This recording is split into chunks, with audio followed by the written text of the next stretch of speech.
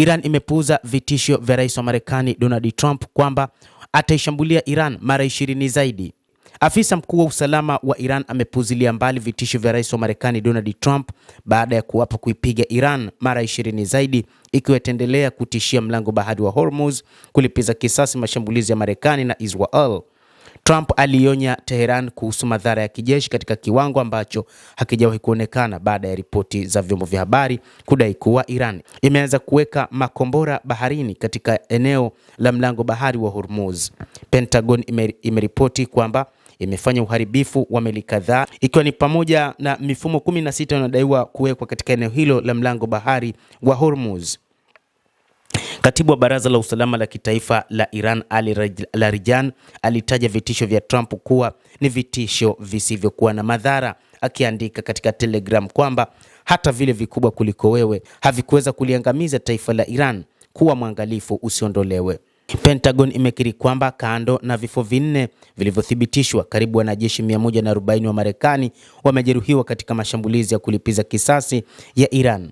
Wabunge wa Marekani sasa wana wasiwasi kuwa Trump anaweza kutuma wanajeshi wa nchi kavu nchini Iran. Jeshi la Walinzi wa Mapinduzi ya Kiislamu limeripotiwa kuahidi uhuru kamili wa kusafiri kwa meli kutoka nchi yoyote ya Kiarabu au Ulaya inayowafukuza mabalozi wa Marekani na Israel. Rais wa Urusi Vladimir Putin, ambaye alimpigia simu rais wa Marekani Donald Trump siku ya Jumatatu, alisema mzozo unaongezeka unahatarisha kabisa uuzaji wa mafuta katika eneo hilo kupitia njia ambayo sasa imefungwa ya Hormuz. Bei ya mafuta ya euros ya Urusi imepanda hadi bei ya juu kuliko Brent ambayo ilifika kilele cha zaidi ya dola 120 siku ya Jumatatu.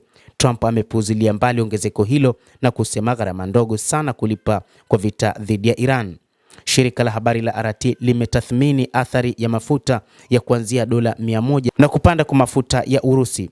Mashambulizi ya Marekani na Israel yamesababisha vifo vya takribani raia 1332 kote nchini Iran tangu Washington na Yerusalemu Magharibi zilipoanza mashambulizi zaidi wiki moja iliyopita, shirika la Hilali Nyekundu la Iran limeripoti.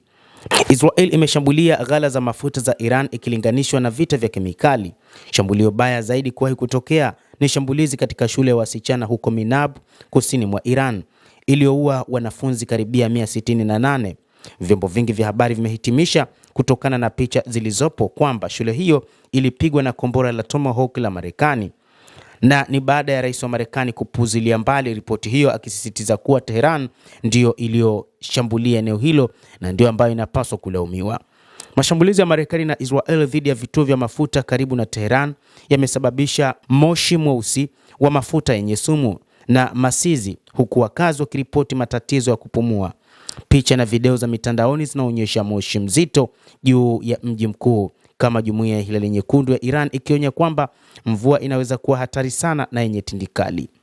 Endelea kutufuatilia mtazamaji, lakini ni kusihi usisahau kulike, usisahau kucomment, kadhalika usisahau kusubscribe channel yetu hii ili upate habari hizi kwa mapana kupitia The World News. Mimi ni Adam Hussein.